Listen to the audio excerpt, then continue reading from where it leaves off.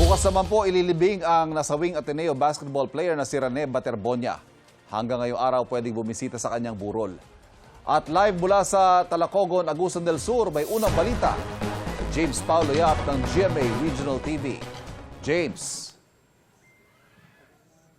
Yes, Ivan, inaasahan nga na dadagsa ang mga taga-suporta ng student athlete na si Rene Baterbonia para sa huling araw ng kanyang burol dito sa Talacogon, Agusan del Sur.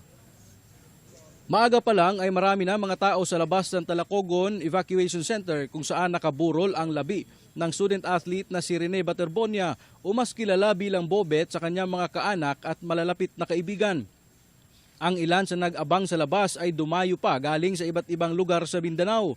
Gusto daw nilang masilayan man lang sa huling pagkakataon ang hinirang na Mr. MVP ng Mindanao. Mula noong June 16, bukas ito para sa public viewing dito sa Talacogon bago siya ilibing bukas.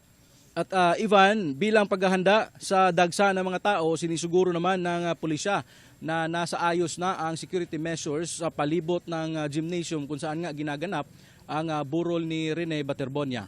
Ivan? Maraming salamat, James Paulo Yap ng GMA Regional TV.